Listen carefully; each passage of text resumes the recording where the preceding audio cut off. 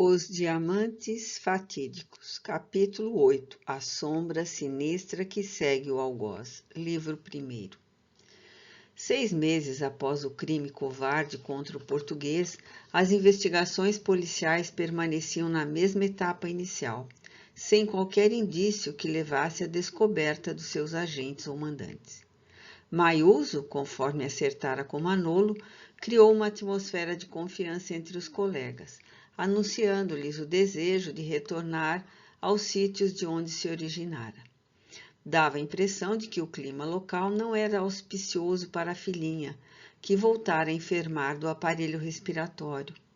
Escusa perfeitamente compreensível, o mesmo havendo logrado em relação à esposa, que ignorava toda a tramóia dos infames comparsas. O patrão fora-lhe generoso conforme prometera, oferecendo-lhe moedas de ouro, que lhe serviriam em ocasião própria para câmbio valorizado, bem como a importância em bilhetes que lhe concediam, para os seus padrões de vida, um restante de existência sem muito esforço no trabalho pesado a que sempre se dedicara. Desse modo, transferiu-se de residência sem alarde nem aparência de fuga, o que não teve qualquer repercussão no bairro miserável, havendo vendido o tugúrio por uma quase ninharia, que serviria de justificativa para iniciar um negócio quando chegasse à província, até o momento de conseguir um trabalho que lhe fosse mais conveniente. Enquanto isso ocorria, o espanhol acreditava-se mais seguro e compensado pela audácia que tivera, libertando-se do agiota inclemente que passara a odiar desde muito antes. Concomitantemente, como se experimentasse uma compulsão neurótica, passou a sentir cada vez mais atração pelos diamantes que o arrebatavam. Seu brilho penetrante, a sua textura fria, fascinavam-no, de tal monta se fez a fascinação, que ele transferiu o precioso colar e outros adereços para o cofre da indústria, onde podia contemplá-los mais a miúde, tendo cuidado antes de trancar-se no escritório e ficar em contemplação. Seria real? Interrogava-se não poucas vezes. A informação quase generalizada de que os diamantes, via de regra, eram portadores de um destino fatídico para os seus possuidores? Realmente, havia uma certa coerência nas afirmações de que muitos deles, que foram ostentados por monarcas poderosos em coroas esplendorosas, motivaram inveja e paixões que redundaram em crimes hediondos. De certo modo, aqueles também eram diamantes fatídicos, porque eram responsáveis por 2 mortes bárbaras, ficando magneticamente manchados de sangue. Enquanto assim pensava, a atração quase mágica pelas pedras sobre a sua personalidade enferma não pôde supitar o entusiasmo que o tomou, pondo-se a rir e quase gritando. Fatídicos ou não são meus, pouco importando que Eneida os use. Pertencem-me e os defenderei de quem quer que seja com a própria vida, se necessário. Convenhamos que Manolo apresentava mais acentuados sinais de alienação, que já transbordava nas atitudes e no comportamento mental. A pouco e pouco, fez-se mais avaro, desconfiado e teimoso, quando tomava qualquer atitude, considerando-se no seu narcisismo doentio melhor do que os demais, especialmente os familiares de ambos os lados dele e da mulher. Como consequência, o relacionamento com Eneida começou a deteriorar-se, não degenerando em processo lamentável de separação, por causa de Esperancita, cada vez mais bela e afeiçoada ao atormentado genitor, que ao seu lado renovava-se, acalmava-se, tornando-se mais dócil e compreensivo. Sem dúvida, a menina encarnava a pureza e a ternura que tocavam o genitor, principalmente porque se tratava de um espírito muito amado que retornara a fim de o auxiliar na difícil escalada evolutiva. Lamentavelmente, embora houvesse recebido da divindade os melhores recursos para uma existência feliz, assinalada pelas conquistas morais e pelo progresso espiritual, houvera-se comprometido, derrapando no crime em razão das heranças morais que lhe pesavam na economia evolutiva, como decorrência de existência nefária vivida naquela região do continente sul-africano, quando fora vítima da cobiça e dos deslizes morais que ainda lhe tisnavam o caráter, tornando-o revel. Os Rodrigues, sentindo-se cansados, haviam preferido anteriormente retornar à Palma de Maiorca, onde esperavam encerrar a existência terrena. Após haverem amealhado recursos financeiros de alto porte, que souberam transferir em grande parte para a Espanha, resolveram por entregar a indústria aos filhos, que mais cedo ou mais tarde lhes pertenceria, concordando que Manuel ficasse encarregado da administração, enquanto Piedade, a filha casada, que fruía igualmente de independência, em razão do esposo também descendente de peninsulares ibéricos, alto funcionário de um dos bancos locais, desfrutar de situação quase privilegiada. Não tinha interesse em envolver-se com a indústria. Jaime, o outro filho, era estroína e não se interessava pela administração, preferindo receber uma importância mensal que sempre desejava aumentar a fim de atender aos caprichos de que se fazia portador.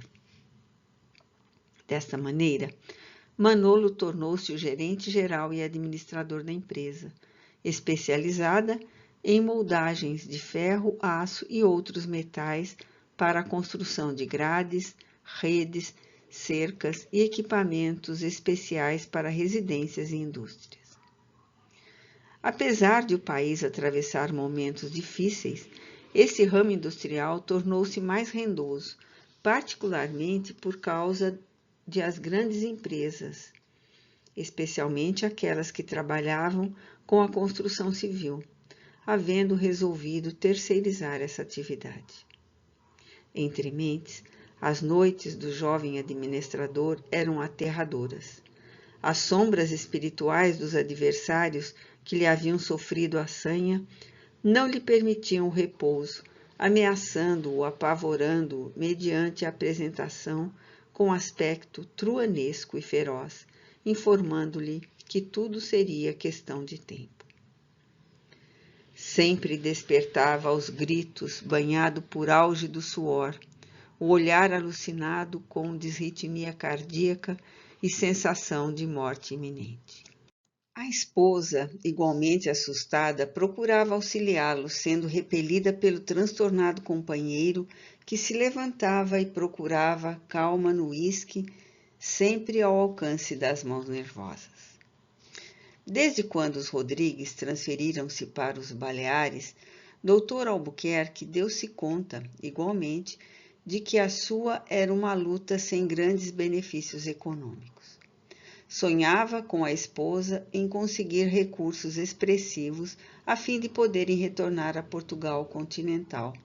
Agora, quando o sonho de uma Angola feliz se dissipava nas tragédias da insuportável guerra civil, em que os 3 partidos políticos, todos infelizes e incapazes de realizar uma administração conveniente para o país, cada grupo mais interessado na exploração das riquezas minerais, banhavam o país sofrido em sucessivos rios de sangue. As minas terrestres, colocadas aos milhões no solo generoso e promissor, ceifavam vidas infantis de nativos desinformados e também de militares odientos, que se matavam reciprocamente, sem qualquer ideal ou filosofia promissora de paz e de progresso para o povo. Dr. Henrique, sempre cativante, houvera tentado inúmeras vezes uma reaproximação com o genro adotivo, após o episódio que o perturbara quando, estudando o Evangelho no lar, sem que conseguisse resultados animadores. A presença da senhora Evangelina provocava no atormentado genro quase uma fúria. Tratava-se de uma reação da consciência de culpa, que se precavia dessa forma grosseira para não ser identificada a conduta infame que ele se permitira e certamente repetiria, pela falta de valor ético e de qualquer outro compromisso moral que mantivesse em relação à vida. Graças à sensibilidade de que era portadora, a respeitável médium identificava as presenças espirituais perversas que atormentavam o rebelde, envolvendo-o quanto possível em vibrações de paz e de renovação. Impermeável aos sentimentos de nobreza, tornando-se já um dependente do álcool, ele fugia assintosamente do convívio com a família da mulher, o que nela provocava um ressentimento que crescia na razão direta em que a situação se tornava mais complicada. A vida, porém, possui as suas próprias leis que independem das humanas paixões, sempre se impondo conforme as determinações superiores, indispensáveis ao progresso e à iluminação das consciências. Desse modo, dobram a serviço dos mais tenazes e perversos, submetendo-os ao seu talante e às suas exigências, de que ninguém consegue escapar. Foi o que aconteceu com o homicida, 10 meses após o crime, ora tombado no quase esquecimento total, porquanto Dona Gumersinda, a viúva, conseguiu consolação quase imediata, consorciando-se com um dos antigos guarda-costas do marido falecido, e quase feliz com a situação, prosseguiu na sanha exploradora das vítimas que lhe caiu nas garras espontaneamente, sob o brilho dos metais preciosos e a ambição dos empréstimos escorchantes. A polícia, por sua vez, acostumando-se a pouco e pouco com a onda tenebrosa de atrocidades, tornava-se venal subornável, porque tudo indicava que a revolução prometida pelos autóctones aconteceria, sendo seu espocar de um para outro momento sem aviso prévio. Venerando o sacerdote negro, portador de verbo eloquente e coragem indômita, não suportando o sofrimento do seu povo, começou a erguer a sua voz, enquanto estava silenciada a do grande líder, Nelson Mandela. Encarcerado injustamente, utilizando-se do Evangelho e dos direitos humanos ali desrespeitados, despertando o interesse das grandes nações que compactuavam com as condições impostas pelo regime dominante. Logo mais, o seu verbo se ergueria às alturas das consciências internacionais e ele receberia o Prêmio Nobel da Paz, conseguindo fazer-se ouvir e sensibilizando o mundo para as dores superlativas que dilaceravam a alma negra da antiga colônia inglesa. A liberdade é qual uma ave indomável, que mesmo retida em grilhões de aço, tenta rompê-lo 1000 vezes, o que termina por conseguir, a fim de voar na direção do infinito, onde plana feliz e sobranceira. Ninguém a pôde deter indefinidamente, em razão da sua fatalidade, que é tornar independentes todos os homens e mulheres do mundo, que nasceram para ser livres como o ar, as águas que correm pelo solo e vencem distâncias, até alcançarem os mares e oceanos que as recebem. Os Rodrigues, portanto, dando-se conta do estado lastimável em que se encontrava o genro, também informados por Eneida que, embora proibida de visitar os familiares, sempre que possível encontrava-se com eles em casas comerciais, dantes programadas ou restaurantes, quando uma ou que outra vez conduzia a filhinha e a ama para a convivência com os avós e tio, correndo o risco de um desagradável escândalo caso fosse surpreendida. Ocorre, porém, que toda proibição criminosa, porque injusta, engendra naquele que lhe padece a injunção a necessidade de burlar o impedimento, como se aspira o ar com sofreguidão quando ele parece mais escasso. Numa das reuniões familiares, o venerando espírito Alves da Cunha esclareceu que Manolo seria convidado a graves reflexões como mecanismo de depuração para sua rebeldia, elucidando que a família prosseguisse, envolvendo-o nas dúlcidas vibrações de paz e de renovação, confiando em Deus e no futuro.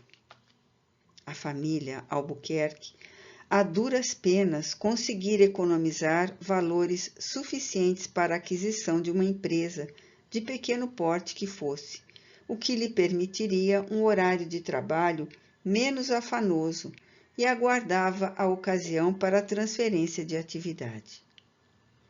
Nesse comenos, em uma das crises noturnas, debatendo-se contra os agressores que o haviam imobilizado na esfera espiritual, Manolo foi acometido de uma crise convulsiva, em razão do desespero de que foi tomado, e tombou do leito na agitação infrene, havendo deslocado o ombro na queda, do que somente tomou conhecimento quando mais tarde recobrou a consciência.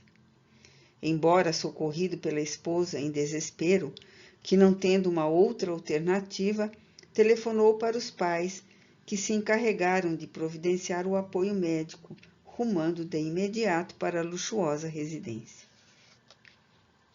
Atendido pelo socorro médico e conduzido de ambulância ao hospital, Manolo foi submetido a diversas radiografias, algumas das quais constataram o deslocamento e repuseram o membro no seu devido lugar, mantendo-o imobilizado. Simultaneamente foi realizado um eletroencefalograma para identificar a causa da convulsão, o que não foi conseguido.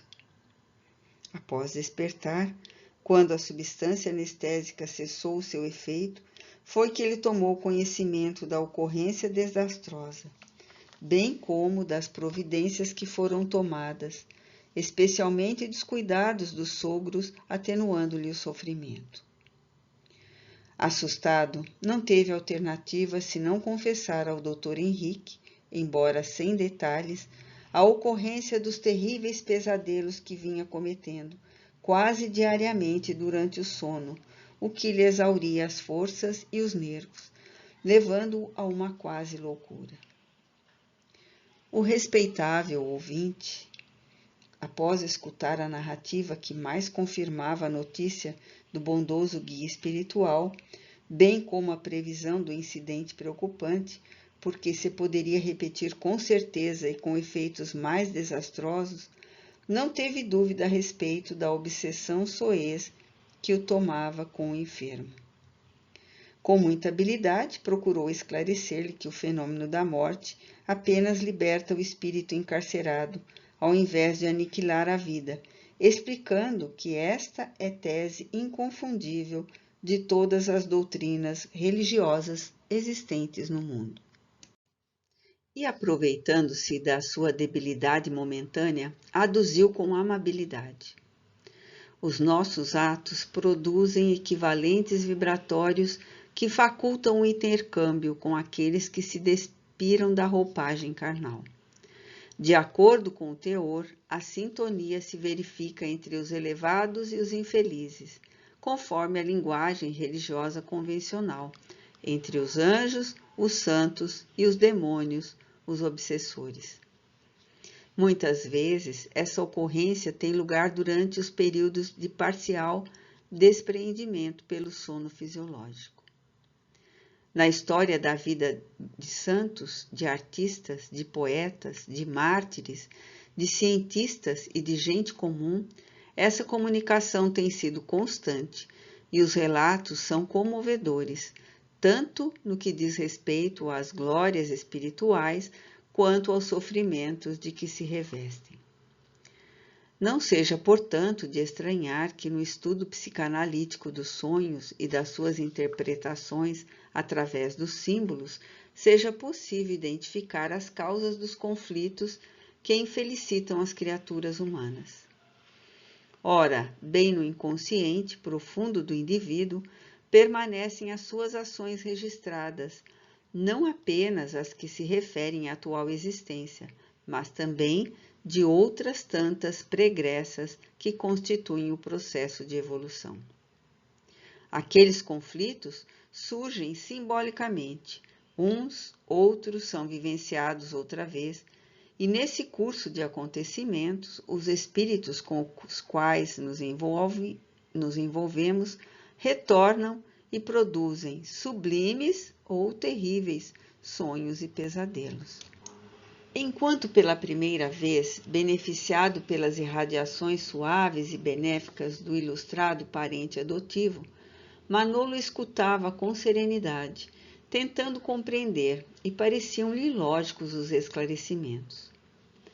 Com a mente desanuviada dos fluidos tóxicos que ultimamente o dominavam, interrogou.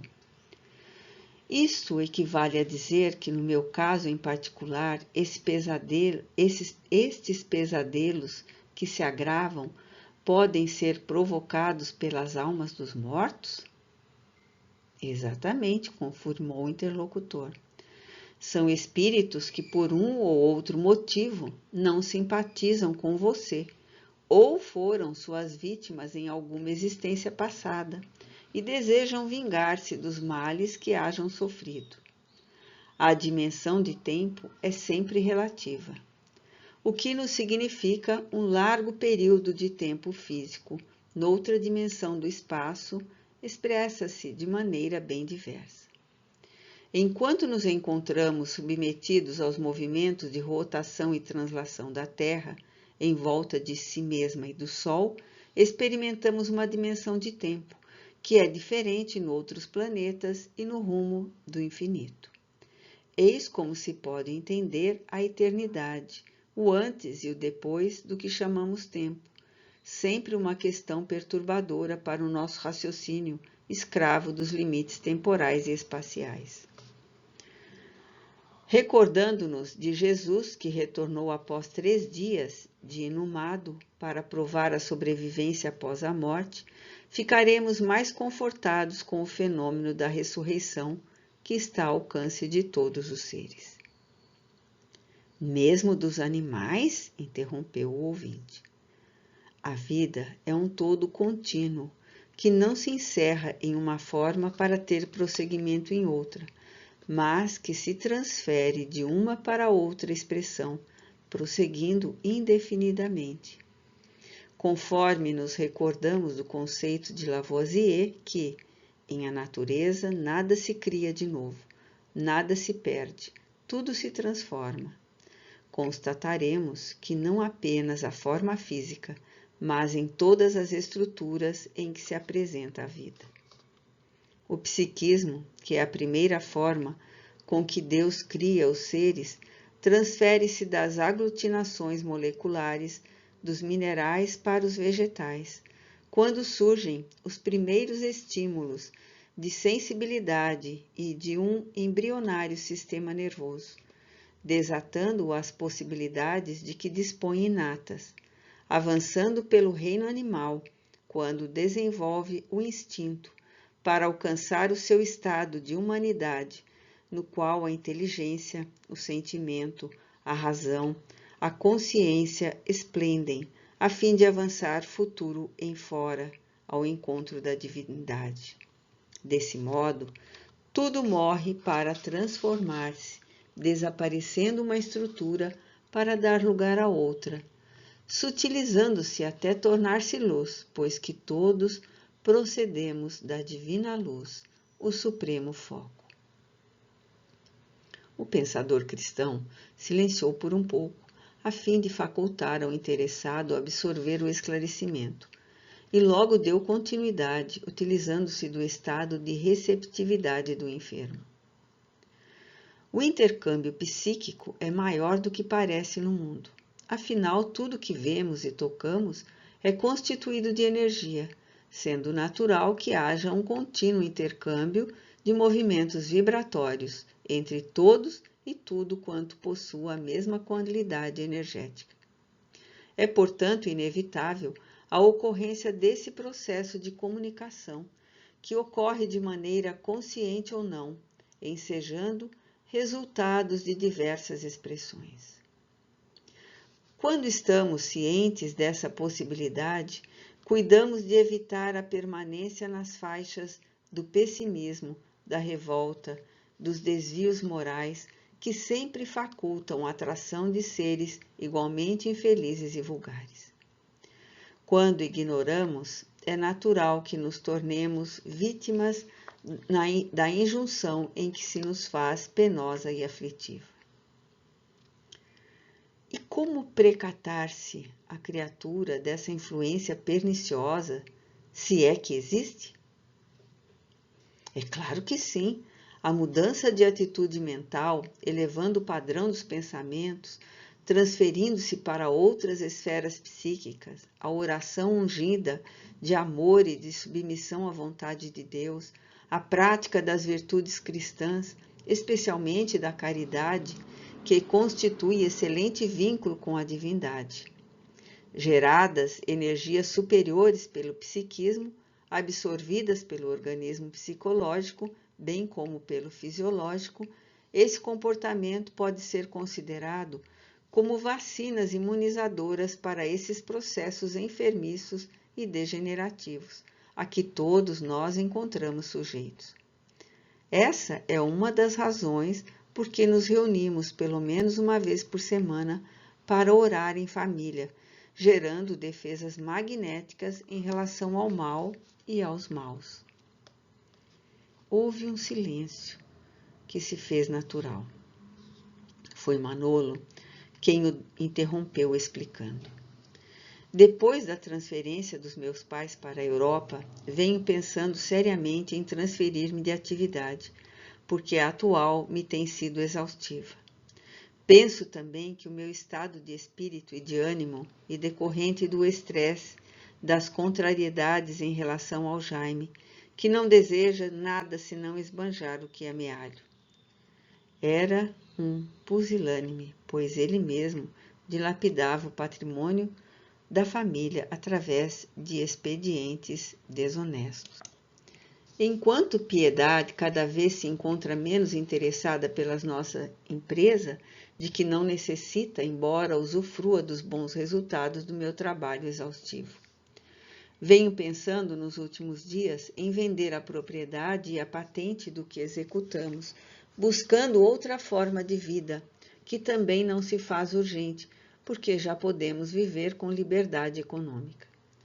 Como o trabalho é uma das melhores terapias que existem para o ser humano, gostaria de continuar trabalhando, provendo a família e programando o futuro. Ainda sou muito jovem e disponho de tempo suficiente para a felicidade que deverá atingir os familiares e aqueles que me cercam. Dr. Henrique ficou surpreso com a decisão do genro, que vinha em favor dos seus projetos acalentados mais recentemente com algum entusiasmo. Agora teria uma oportunidade factível de alterar o rumo da existência, transferindo-se de atividade, deixando de operar nos expedientes noturnos para manter uma existência normal. Surpreendo-me agradavelmente com essa informação. Se é isso exatamente o que deseja para si e para a família, gostaria de esclarecer que, ultimamente, também venho pensando em mudar de atividade provedora do meu e do sustento da família. Como é natural, consegui alguma comodidade financeira e venho procurando algo dentro da área da metalurgia em que me encontro para prover o futuro. Será um assunto que poderíamos examinar mais tarde, após o seu restabelecimento, quando, de acordo com as possibilidades, poderemos negociar sem prejuízo para nenhum de nós, porquanto os nossos herdeiros serão sempre aqueles que já convivem conosco através do meu ou do seu espólio. Foram acrescentados mais alguns detalhes, e porque o jovem necessitasse de repouso, o sogro solicitou licença para deixá-lo ao natural processo de recuperação, afastando-se delicadamente do quarto, que foi mergulhado em penumbra com a descida das persianas para impedir o excesso de luz. Se Dr. Henrique fosse mais audacioso e se houvesse resolvido por aplicar a bioenergia no paciente, tê-lo-ia auxiliado na aquisição da paz interior, mesmo que sofrendo o conflito dos atos ignóbeis que houvera cometido. A energia saudável, vitalizada pela oração, em penetrando o organismo do enfermo espiritual, revitalizá-lo-ia, deslocando, mesmo que momentaneamente, o perseguidor que se lhe tornara implacável. No entanto, em razão dos escrúpulos normais para não o afligir nem irritar, impedira de ser realizada a primeira terapia de grande utilidade. Manolo penetrou novamente no país dos sonhos e defrontou os perversos inimigos que o exprobaram, reafirmando seu intento de eliminá-lo dentre os encarnados, empenhados como se encontravam em fazer a justiça que as leis humanas não conseguiram aplicar.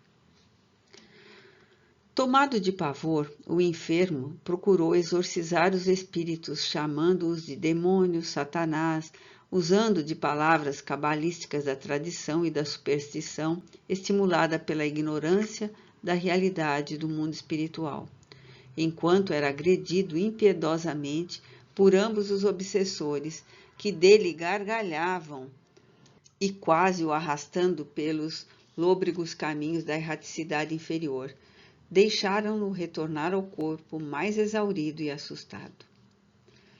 A esposa, que se encontrava no quarto acompanhando seus estertores, procurou orar, suplicando a ajuda divina, desde que a humana parecia insuficiente.